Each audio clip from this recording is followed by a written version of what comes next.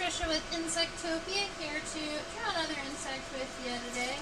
I took me an extra minute or two to start the live stream because I was trying to pick a tiger beetle. I've got a whole bunch of tiger beetles in my collection. But here's the crazy thing about tiger beetles.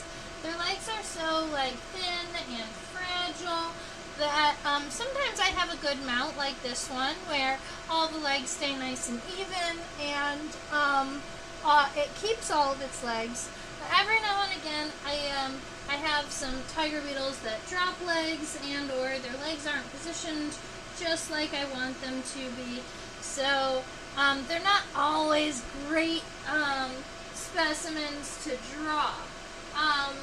This specimen that we're looking at today is actually male.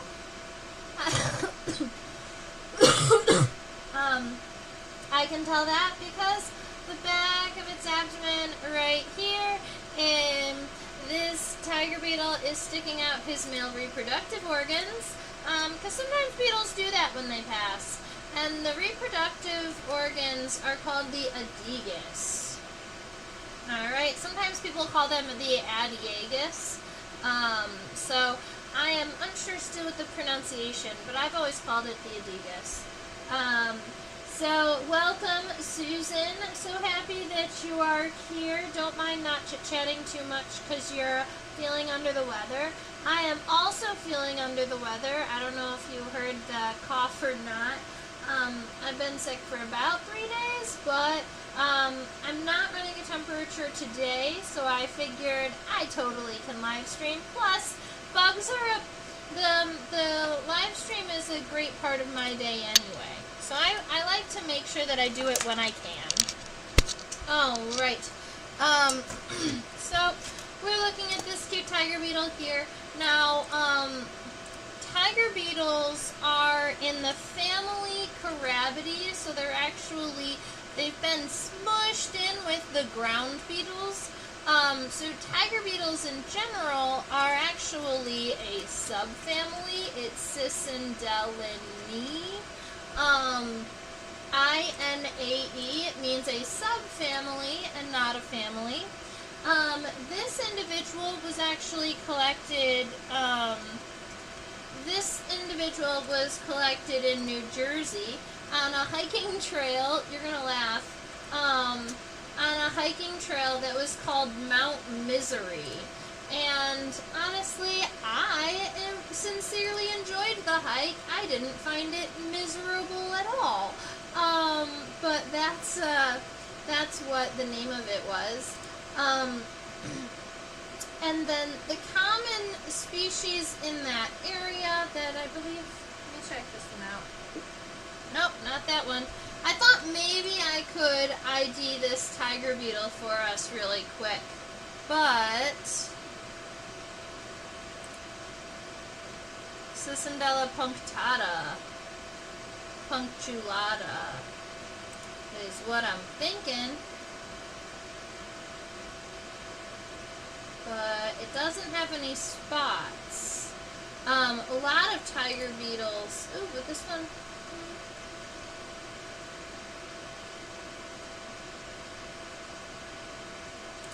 maybe.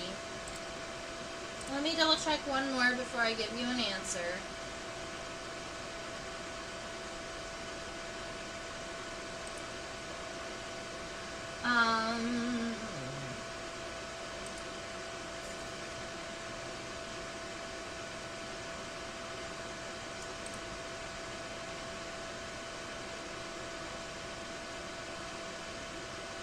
You know what?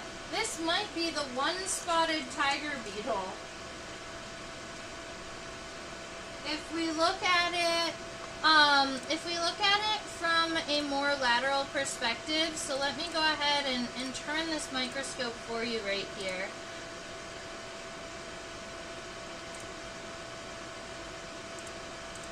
I love when you zoom in on this individual that you can see more and more of the metallics, because when you're far away it almost looks just black, but the closer that we zoom in, the more we're going to see those kind of very metallic colors showing up, which I think is pretty cool.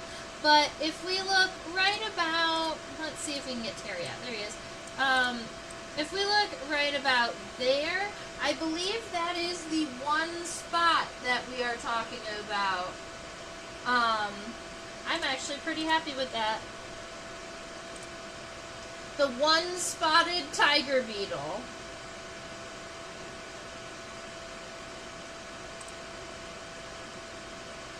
Yes.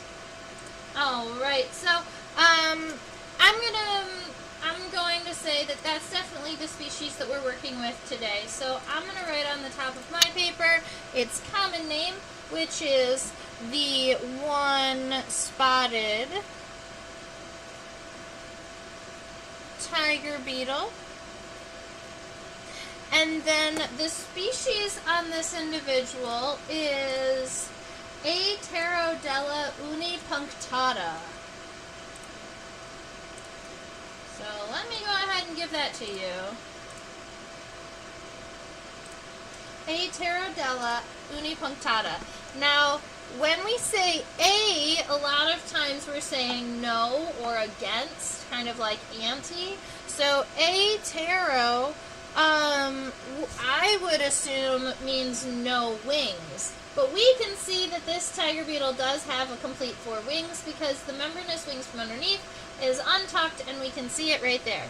Apterodela. So I'm not sure why the genus is like this, but unipunctata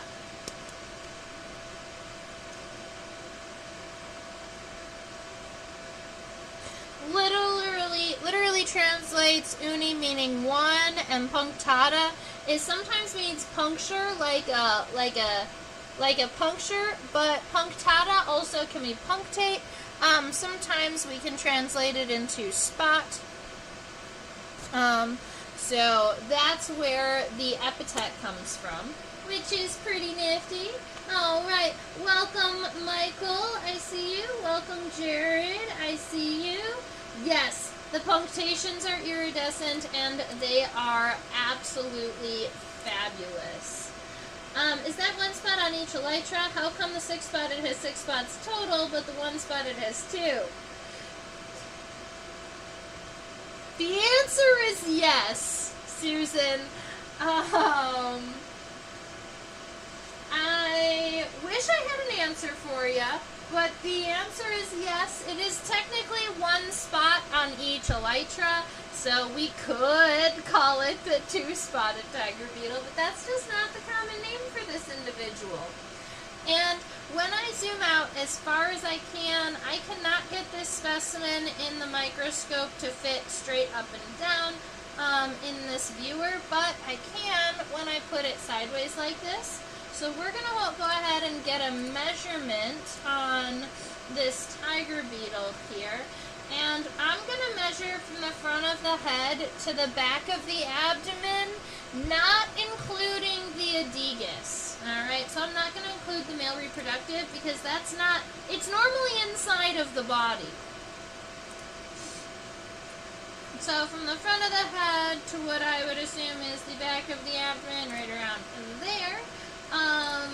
This specimen is 1.78 centimeters long, and it's from New Jersey. And if you want a year that it was collected in 2022.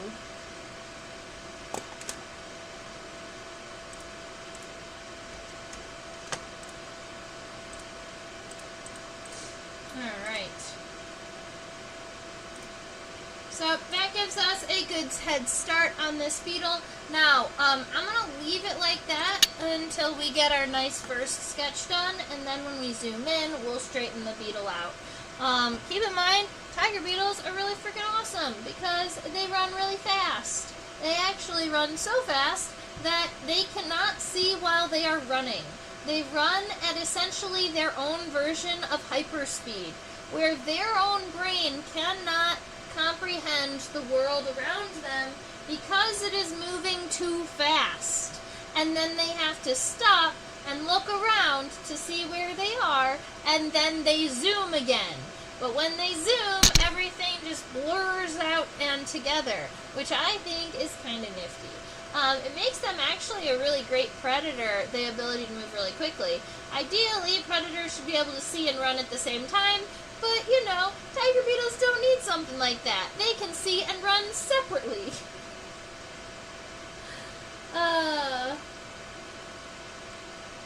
Avea would say the beetles are messing with us. I mean, you could argue that, but you could also argue that the taxonomists are messing with us, because it's not the beetle's fault that we named him one-spotted when he has two. Oh, right. The back of the head, I'm going to sketch as kind of a straight line. It looks like it's right about here, to give you a reference. Because the separation between the head and the pronotum isn't really pronounced at this magnification. Make sure that when you draw your tiger beetle's head, you make sure that you give lots of space above the head for the front leg, because tiger beetles have really long running legs. So we're going to take it down to right around here. I'm going to give my tiger beetle a nice horizontal line to start off straight. Keep in mind, all of these lines are nice light sketches to begin, and then as we continue forward, we'll go ahead and zoom in and darken up the lines. So I'm going to start with two kind of 90-degree lines up this way. They're parallel to one another, and then I'm going to give us some parentheses, like a left parenthesis and a right parenthesis for kind of both the shape of the head, and that's where the eyes are going to be, but I know that the eyes are going to expand a little bit past that. That's okay. Alright, so we've got the parentheses up on top, and then I'm going to let it come up just a little bit after the parenthesis, and then kind of flatten off up there at the top. Right there. There is an additional part of this tiger beetle's head. That's the clypeus. So if we wanted to draw that really quick, we would draw two parallel lines going straight up. And then after you get those lines, we're going to create this kind of little hill in between them. So it's going to start off on those corners. Actually, the corners of the clypeus are pretty sharp here.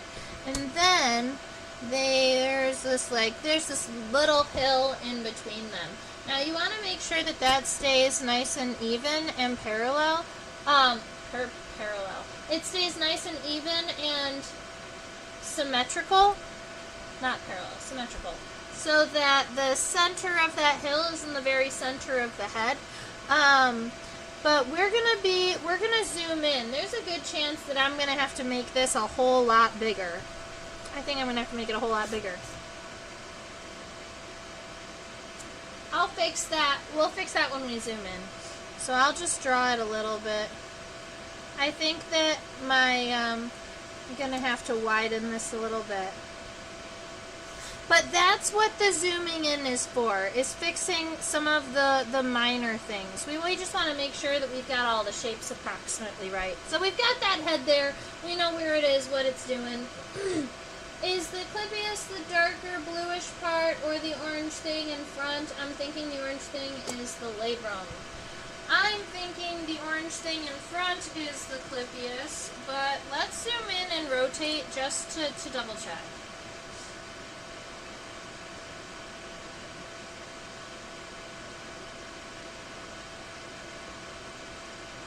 Look how cool it is.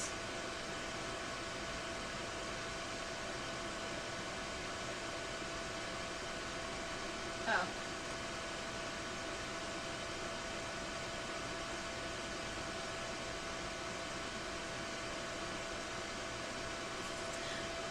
Alright, Susan, you are correct in thinking that the orange part is the labrum. So, the clypeus is this part here. So I was wrong in that one. I think it's pointing that one out. This right here is the upper lip. That's the labrum. And then this section here, you can see a little bit of a line here. That's a sulcus, which is a fold in the exoskeleton. I might have just lied again. That might be the clypeal suture. Anyway, this is the clypeus here, and then underneath we've got the labrum. That's the upper lip. Very cool. I love that it has individual hairs here, and the shape of it is way cooler than I expected it to be. So when I sketch that, I'll be pretty excited for it.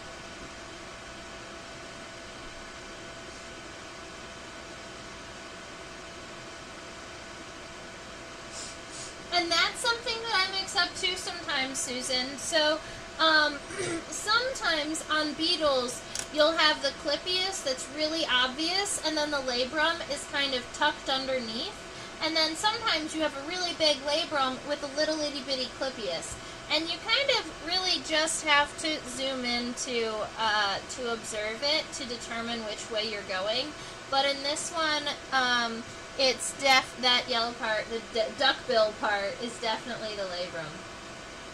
Should have called this the sparse mustached tiger beetle. I love it. Yeah, just a couple of hairs on the mustache.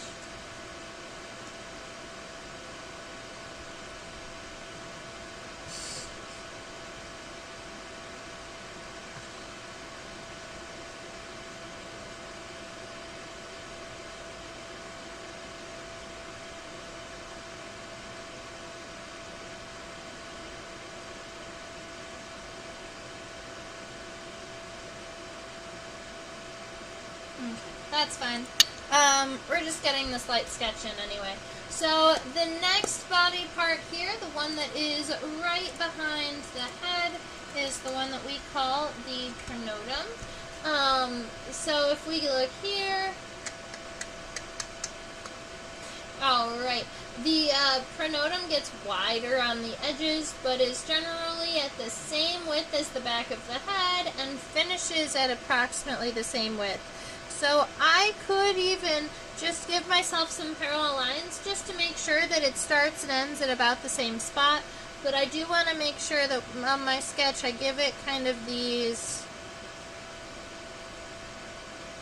and we want them to be kind of even. So I guess I'm actually going to sketch them as parentheses. No.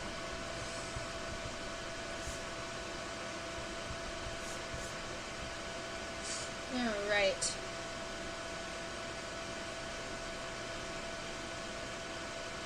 And we want to make sure that they do not go wider than the compound eyes. So we know the compound eyes are going to go a little bit past this, but we want to make sure that we've got this kind of, maybe we'll call it a bell shape. It's not really a parenthesis because a parenthesis is even the whole way, and we start off kind of flat.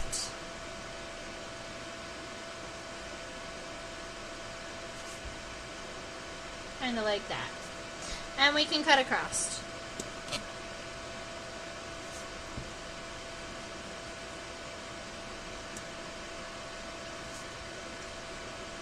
And I know my left side and my right side don't match right now, but I'm not sure which one I like better. So what I'm going to do is I'm going to just kind of leave them both. And then when I zoom in, we'll pick one. I think we're going to pick this one, even though I personally like the other one better. Let's see what happens. Now, we do have the rest of our body, from what we can see on the top, that's going to be mostly elytra, or those wings on the top. So basically, tiger beetles are like a person with a really scrunched up tiny face and giant Botoxed lips. Sure. It does have a ridiculous giant upper lip. It reminds me of the that big giant upper lip, the big labrum, reminds me of the culture that uses like big clay plates to make their to stretch out their lips. That's what it reminds me of. Let's see, we've got the head, we have the pronotum. Let's go ahead and get the elytra all figured out. We do get some nice corners here, so we have some nice shoulders. There is a triangular scutellum here, so a nice cute little triangle there. And then we're going to go straight down to where we think the end of the elytra is going to be. I'm not a fan of my tiger beetles so far. I think something is horribly off. Alright, let's see.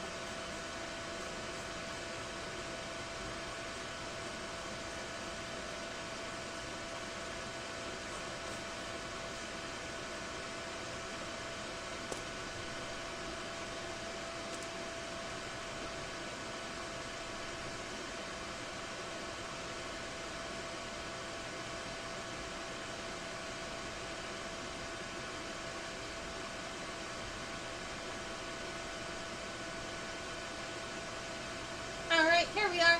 So I just wanted to see this one more time because I think what just happened to my drawing is that I think I started the head and the pronotum way too big and didn't leave enough space for my elytra. So what I'm doing right now is coming back over and I'm going to check the ratio on the head and the pronotum to the elytra just to see at kind of what multiple we're looking at. So the elytra is 1.10 centimeters, and these are true measurements because I am at the correct zoom. And the head and the pronotum are 0.58 centimeters. So the elytra is approximately a little bit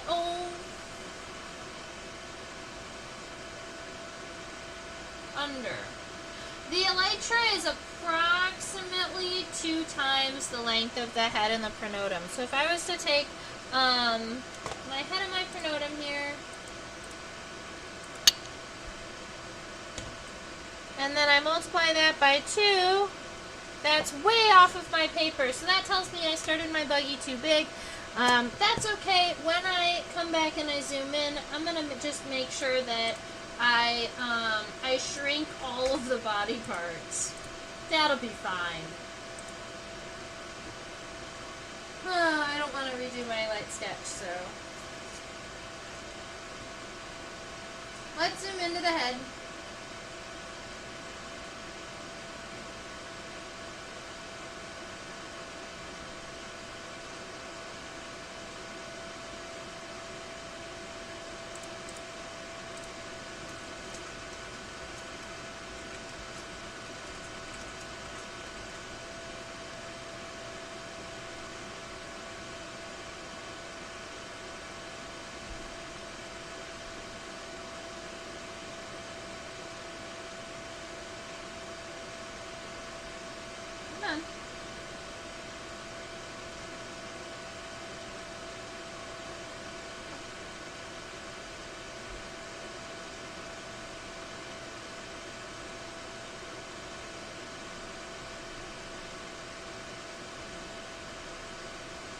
Sometimes it takes me an extra minute to make sure the focus is correct. Let me see. I think we've got a little bit too much light here for our tiger beetle. It's kind of glaring out. That's better.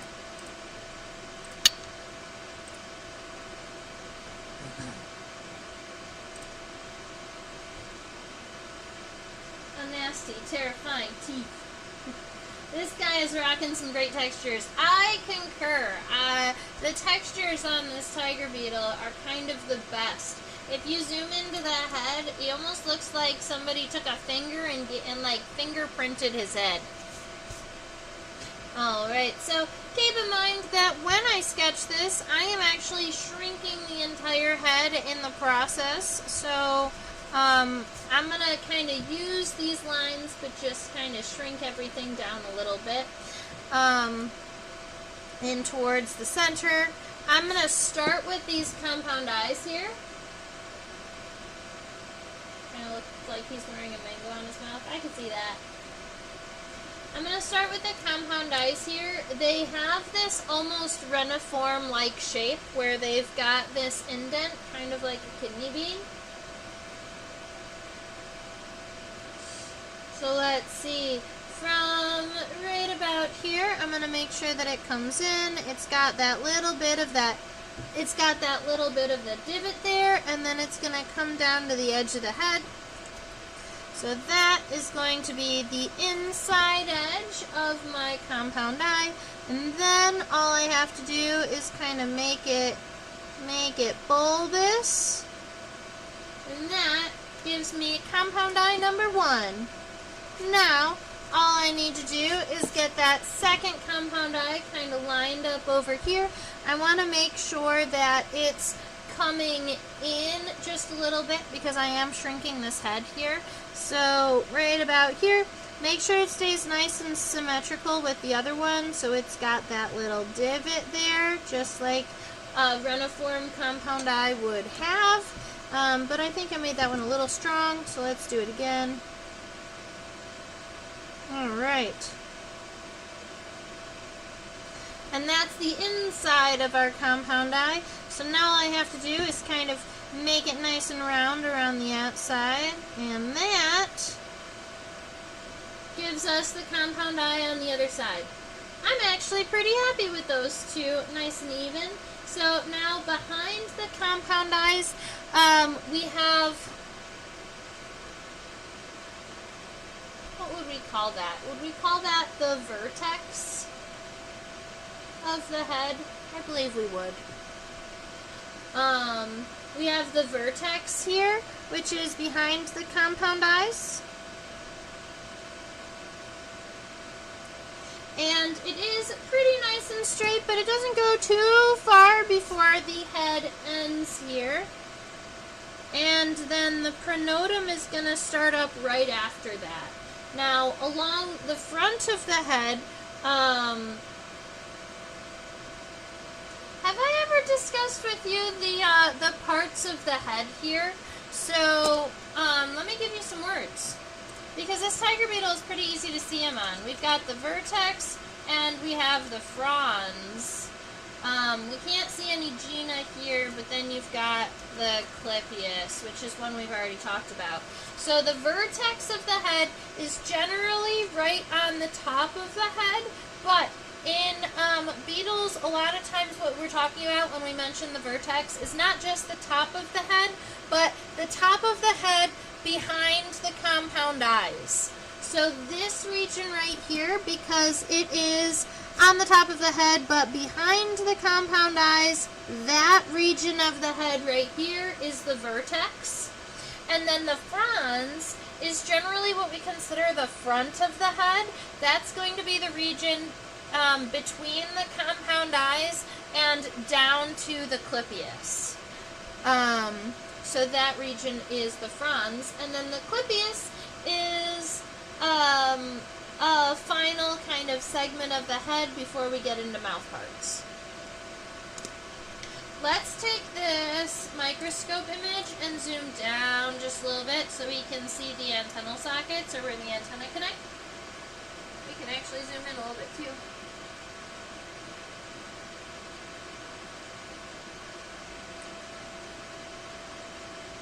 Alright, we're going to be zooming a couple of times, but in front of those compound eyes, we've got that little bit of a ledge there, and then the connection to the clypeus.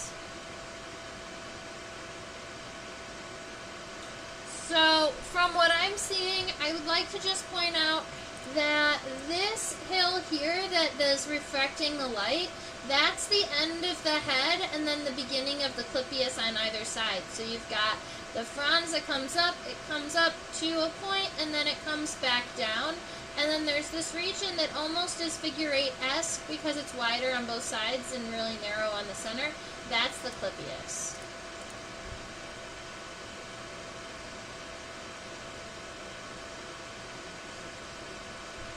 Alright, so taking this up, making sure we don't go too far because of the angle at which we're viewing this, but you can go ahead and add a little bit of a point or a peak up there in the top of the fronds.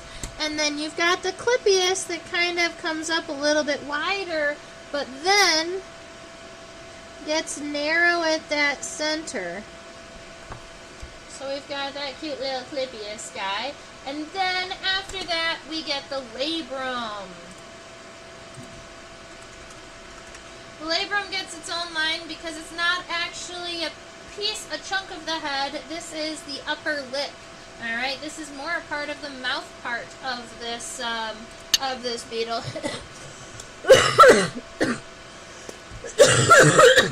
Of this beetle here.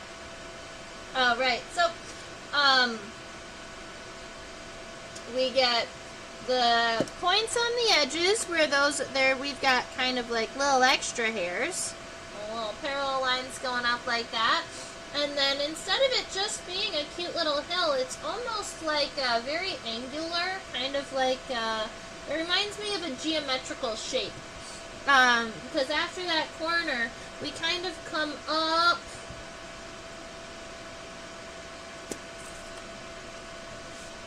Let's see. I want to decide where the top of the labrum is going to be and make sure that that point stays there.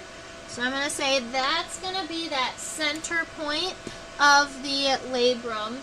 And then from there, it kind of goes out, and you've got that other kind of bonus corner, and then it comes back in that direction. So we've got this kind of cool little shape here with some corners. And then at each of those corners, there is those little mustache hairs that Susan was talking about. So I'm actually going to add those because I think that they are cute. All right. Now, I can see a couple of things happening underneath the labrum. I do see a palp. That's probably a maxillary palp if I was going to take a guess, because it looks like it's pretty long. I also see a mandible.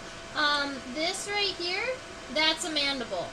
This right here, that is a maxillary palp.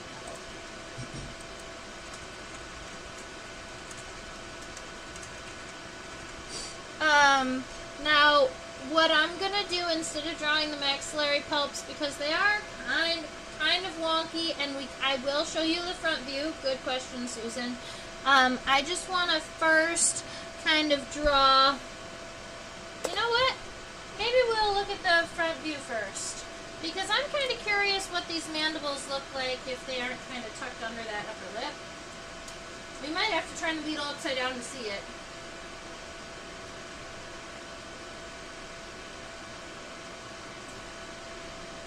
So this is what the beetle looks like head on.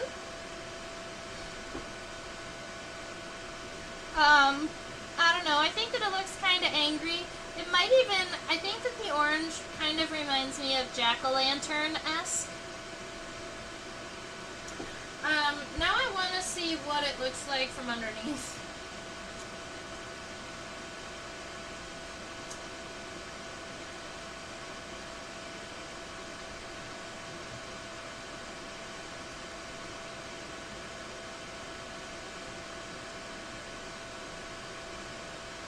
So much happening. Alright, I'm going to take the label off of the bottom of the pin so that you can see all of what I'm seeing.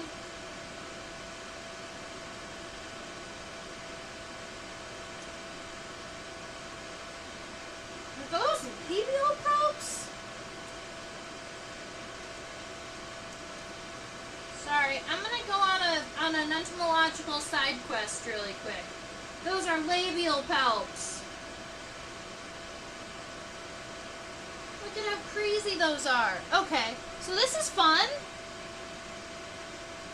So looking at this beetle from the side is going to give us a little bit more information. These coming down here, they look almost like a beard. Those are labial palps. Those are palps that are connected to the bottom jaw here. Now, normally they would be pointing forward, but I guess when this one passed, it laid all of its labial palps down along its body. Then right here, that yellow part, That's a mandible. That's one of the nice sharp mandibles. And what we saw up in the front, that little segmented guy, it is a maxillary pelt. So we did get that right. And now we can see the gena. So if you want to finish up our talk with the kind of head regions of beetles and other insects, you also get the gena, which is essentially what we call an insect's cheek. If you look at the side of an insect's head, that's going to be the region underneath the compound eye on the sides.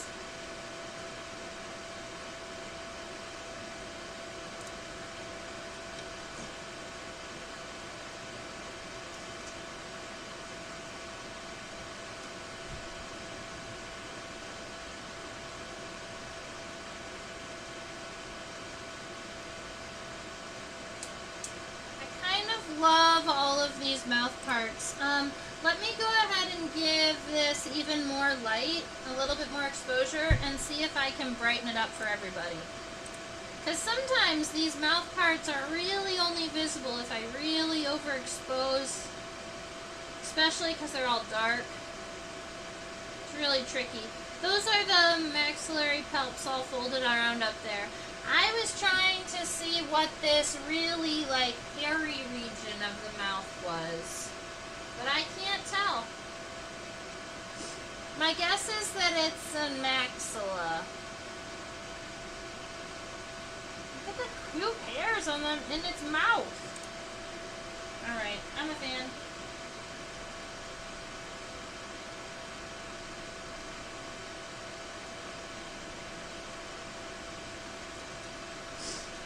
Alright, Susan, I hope that was enough of the, I hope that we got you enough of the head perspective, all of these head views.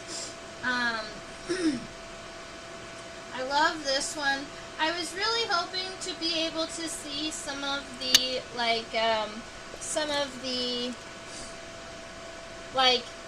teeth on the mandibles, some of the points on the mandibles, but I couldn't see any. So what I'm going to do, because we know that they're both there, I'm going to make this left one come out and kind of come out this way, and the right one kind of come out this way, and it's going to look kind of funky like this, but honestly, most tiger beetles, their teeth kind of, their mandibles kind of overlap like that, and this one is. So figure might as well go with what he says is happening. Now I've got all of the compound eyes. I like to crosshatch within, so diagonal lines in both directions.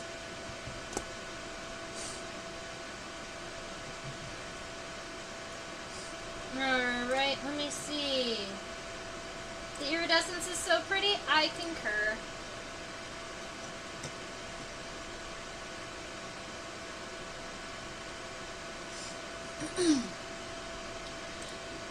Alright, this is the pronotum. Alrighty, I'm going to be erasing this pronotum because we know that I'm making my beetle significantly smaller than what this pronotum shows. Perfect. So, the front edge of the pronotum, it doesn't go completely straight. It does kind of arch up just a little bit. So when I redraw this, I am just going to kind of make sure that it arches just a little bit. And sometimes I can just make that appear that way by giving the arch on the corners a little bit. Don't let that go over too far because the pronotum is only a little bit wider than the head right here. And then it's going to come down for almost this, what appears to be like a little bit of a neck region here. So they do come straight first.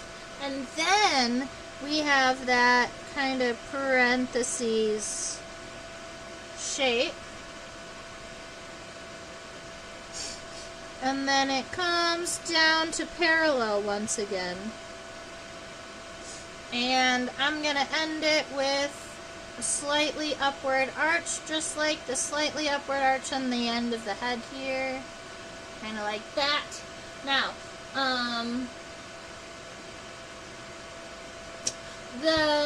we can see some, I want it to be a little bit longer.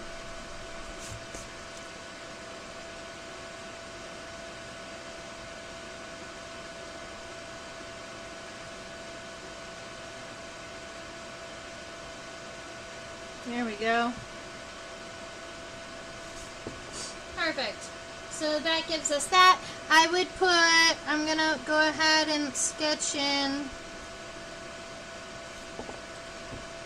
a little dot right here. There is a little bit of a punctation. What I'm seeing, I'll point it out to you. There's a little punctation right here.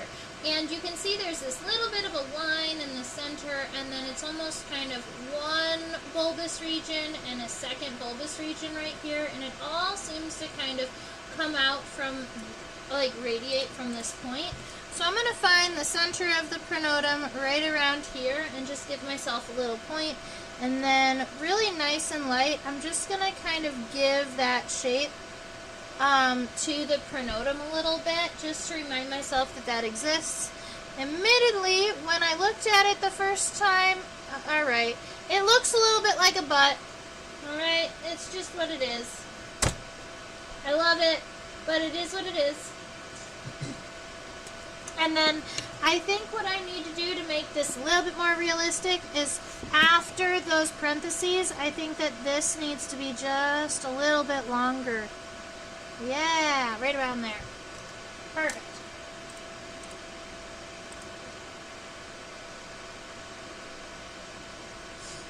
And now we get to start with this last region of the body.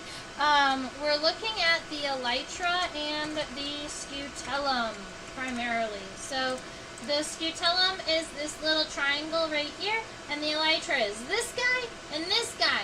They are the really big, hard, outer-shelled wings that beetles have. All beetles have elytra. Some elytra are bigger or smaller than others, but they always have it. Now, keep in mind that the elytra was approximately 2 times the length of the head and the thorax combined. So, if I take a little cheater paper, that's me.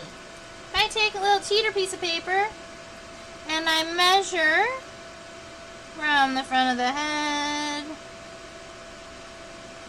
to the back of the pronotum there, and then I double it, I can go 1, 2, and now the elytra fits on the paper. And that's what I wanted. So the elytra is going to come all the way down to this point here, or the body. So the elytra is going to be a little bit shorter than that. But this is where our abdomen is going to be ending, and then the legs are going to be going past that. And I'm going to even have to bend my legs a little bit wonky to make sure that they fit on my paper. But it'll still work. So here we are. I'm going to make sure that this corner comes down a little sharp. I'm going to kind of dull out this edge just a little bit. There we are. And then we've got the edge of the elytra. We would call this the humeral angle. If you were reading a scientific article, or you were doing a key, you might hear this phrase humeral angle. It's this corner here. It's the corner of the elytra.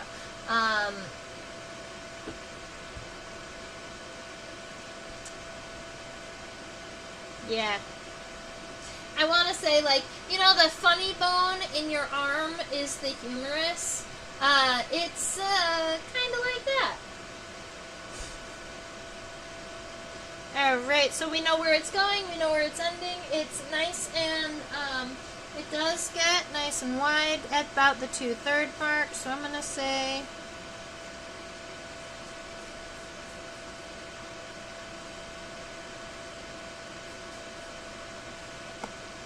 that that's going to be our approximate shape for the elytra.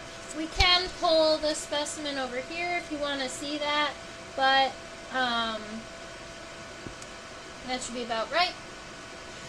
And then after you are happy with your overall shape for your elytra, you can go ahead and darken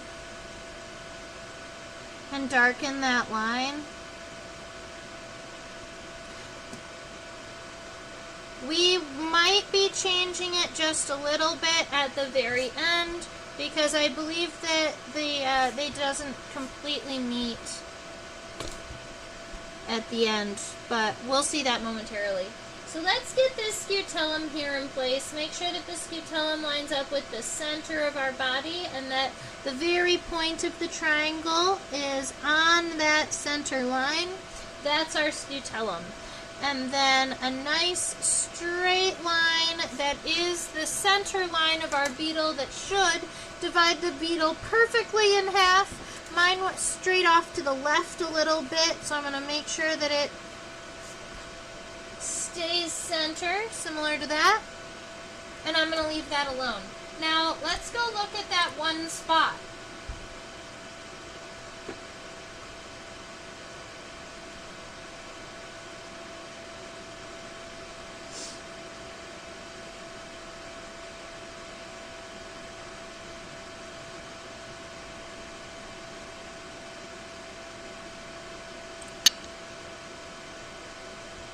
Now you're going to laugh at me because the one spot isn't incredibly visible. This specimen is going to stay iridescent for its entire life, but the spots can kind of fade just a little bit, and I think that this specimen's is. But if we look right about here, you can see that one spot. So it's going to be right about here on the very edge. And it's not going to completely touch the edge, so you can run a parallel line there, and then just give yourself kind of an amorphous glob that is the spot here, and then we can go over to the other side, and it's going to be the same thing. So it's just parallel.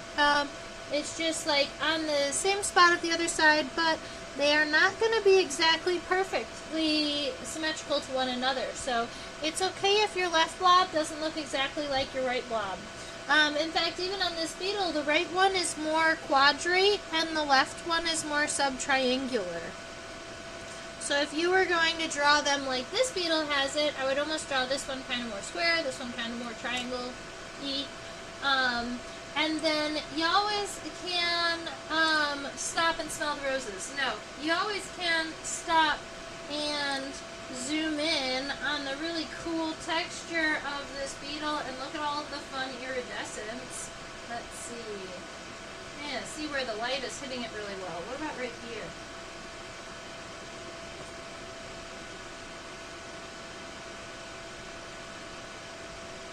And then increase the light just a little bit. Aha! Look how pretty! You could almost convince yourself that you are looking at the crystalline pattern or the crystalline structure of this jewel beetle. Look at how pretty it is. So this color that you're seeing is what we consider a structural color. What that means is that there is not a pigment making this color. What makes this color is the small microcrystalline structures on the exoskeleton that bounce the light off and make it look this way. Alright, so this beetle does not have metallic pigment. What it has are little bitty crystals all over its exoskeleton. That's beautiful. Alright. So now let's go worry about some legs. Oh wait, we forgot to do this part. So the very end of the elytra here, instead of meeting really nice and even like we had originally sketched, they meet a little bit more narrowly and a little bit round. So I'm just going to erase just right here at the very end of the elytra and kind of fix that up a little bit. I want to make sure that the elytra comes down a little bit more sharp and rounds up into that center line, and then I want that to be similar on both sides. And you do have kind of the end of the abdomen sticking out right here. And I'm just going to add kind of the end of the abdomen like this. And we'll come back to that. If we have the energy and the time, we'll talk about the male reproductive organ. But if not, we'll just leave him like this. Let's look at a leg.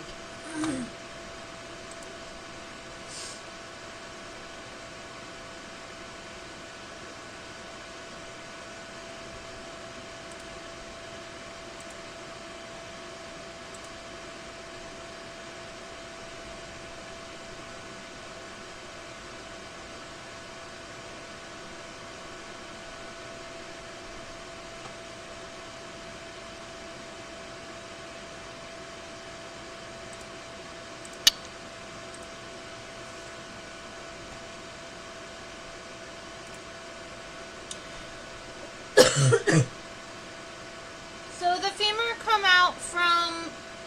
femur comes out from approximately the widest point of the pronotum right here. Let me go ahead and give you some numbers, some names. We got the femur, and then the tibia, and then the tarsi. So the femur comes out kind of wide, like so. Keep in mind these legs are very, very narrow and very, very thin. And thin, narrow legs like these are really good at a couple of things. They are really good at running. They are really good at not just running, but making sure that they are walking above the sand. So some beetles are so heavy that they kind of trudge through the sand. But these beetles will run up on their toes, up on their tarsi really tall, and having long, thin legs helps them run above the sand rather than being kind of like taken down by friction. And this kind of leg where they use them to run rather than walk is called a cursorial leg. And I always remembered that in school because cursive is writing faster, and cursorial is walking faster, or running. Okay. So, the tibia comes up and is approximately in line with the front of the compound eye here. So, I'm going to say right about there, nice and thin. From the front of the femur up the tibia right here, we do have a tibial spine. I know those are Susan's favorite. So right there, we got a cute little tibial spine. And then we have 5 tarsal segments. That is 1, 2, 3, 4, 5. And 2 tarsal claws. So all of these tarsal segments are mostly rectangular, just getting smaller and smaller. So the first one is about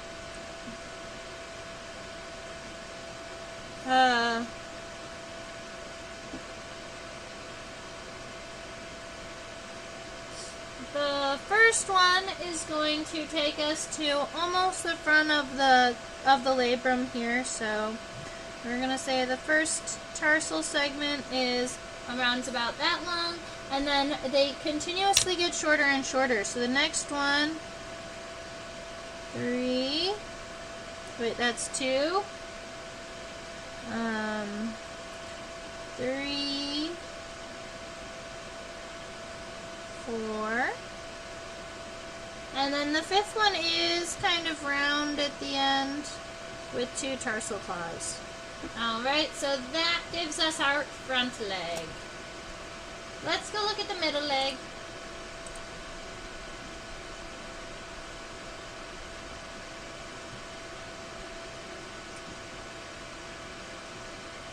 Now, two things. We can see where the middle leg comes out. We can see approximately how long the middle leg is, but the middle leg does, in my specimen, kind of get tucked right up against the body, and I'm going to widen the stance a little bit just so that we can see it a little bit better. Keep in mind that the middle leg is also underneath the hind leg, so it might be a good idea to do the hind leg first. Yeah, let's do the hind leg first to so that we don't have to erase as much.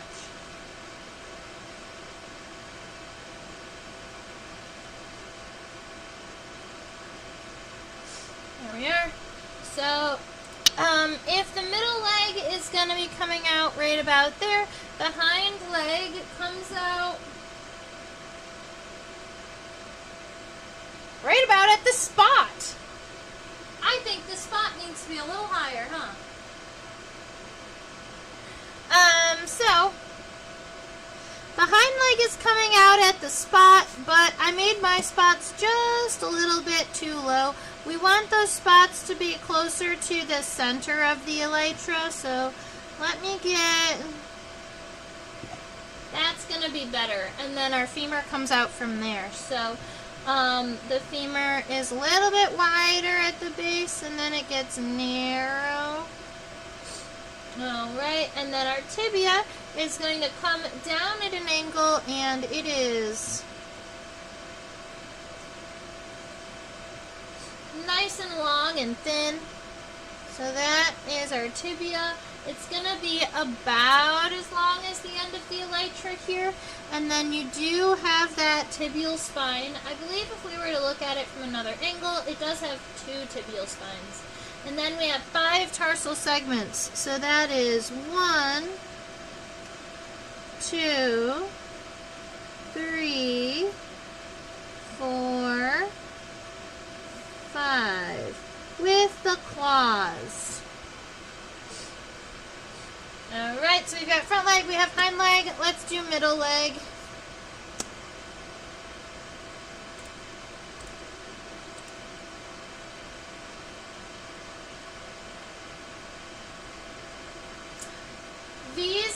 These beetles have these really cool grubs that make long tube-like homes, and they use their head to cap off the top of the home that they live in, the sand tube that they live in. And they've got this crazy weird body shape, and it's kind of like being a trapdoor spider, except the head is except its head is its trapdoor. It's really cool. Alright, so let's see, right here, this is the femur. The femur comes up. And then the tibia is going to be coming back, kind of in this direction. Make sure it doesn't get too narrow. It does need some substance.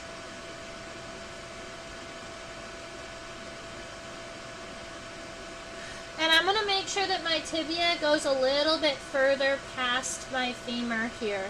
So the hind femur. Honestly, it probably could have ended right there at the femur, but I want to make sure that I can see the end. And then I'm going to add my tarsal segments, and my tarsal segments are just going to come kind of like straight down in this region here is my goal. So I've got 5 tarsal segments again. 1, 2, 3, 4, 5, and the claws. I don't like it. I'm going to erase it and try again.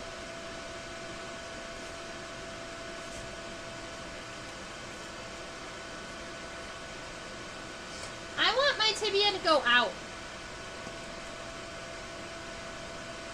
So I'm going to try taking him this direction. 1, 2, 3, 4, 5, and the claws. I mean, it looks funky, but it totally looks like a tiger beetle that's actively running and not just sitting there kind of dead. So, it's better than it was before. It even makes me want to take these tarsal segments and angle them out just a little bit.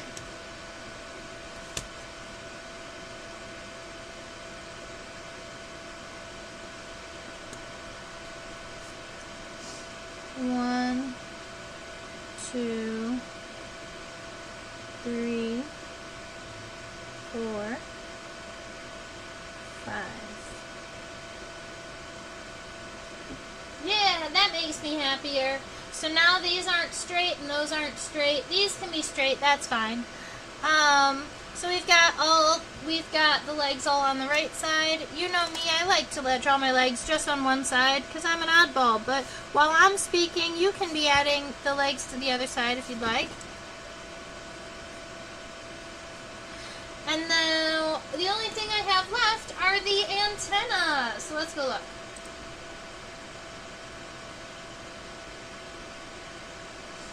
So tiger beetles have what we call filiform antennae.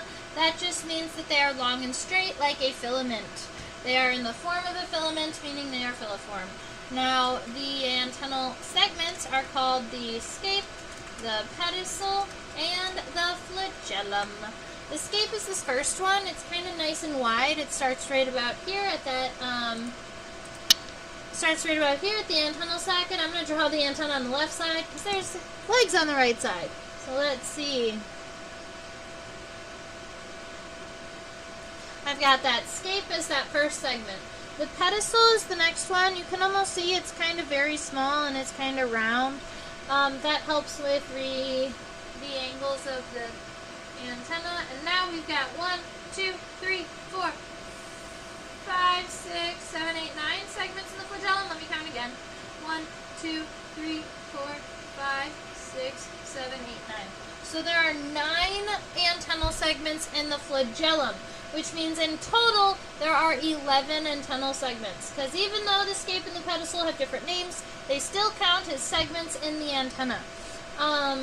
The first antennal segment is actually decently long, kind of almost longer than I expected it to be. So that's antennal segment 1. And 2 is a little bit shorter.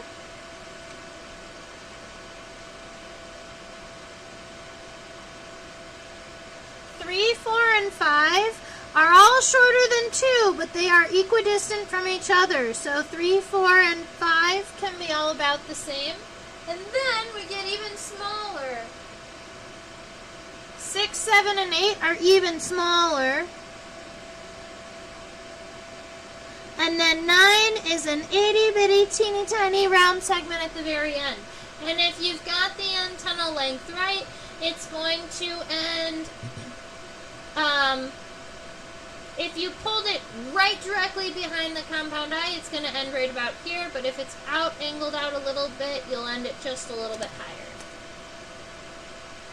Those are filiform. And that's the one-spotted tiger beetle, ladies and gentlemen.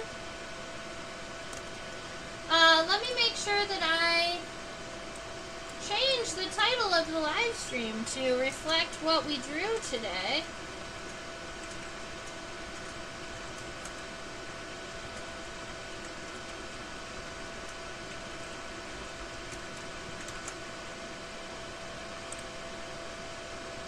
Perfect.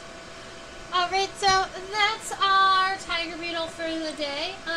It's at this point in the live stream that I always like to ask the people who are sticking around still, what do we want to draw next week? Because I will take a note of it if there's something that anybody really wants to see or really wants to draw or hear about. I'm always up for suggestions. And if not, that's okay too. I'll just continue to surprise you with new cool bugs. So this is the story of a girl.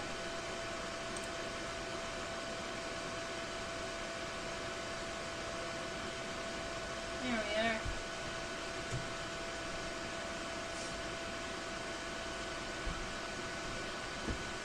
So I teach on a platform called OutSchool for kiddos. If you want a link for $20 of free classes, that is in that's in the description box below. Make sure you subscribe to my YouTube channel so that you make sure that you get notifications as to when I go live. That is your opportunity if you would like to drop me a couple dollars of donations, just in case you've really enjoyed what you've learned here today, or you've really enjoyed taking class, or you're gonna walk away, or you just want to buy me a coffee. Those things are always appreciated. There are some of you that do every time, and I really, really appreciate you. This is what I do full time, and I wouldn't be able to do it without you. Down here is my email address, trisha@theinsectopia.com, just in case you want to reach out to me, ask me if you find any cool buggies, or share any art with me. I love seeing cool bug art. If you want to find me on any socials, Facebook or Instagram, I'm at Insectopia2015. I will admit I am not great at the social media thing. I tend to forget to post when I am out in the world having a good time. I forget that social media exists. And I guess that's a good thing, but it's not always a good thing when you're running a business. That's okay. If you want to find me, that's where I'm at. Jared says, is it possible for me to do a flea? Not really. I like to draw from pinned specimens, and I don't have any fleas pinned, but I also don't have any fleas in alcohol right now. So we would have to draw from a drawing, and that's just not as fun. So it's not really possible. Oh, and you like to see my drawing in its entirety, so that's what it looks like.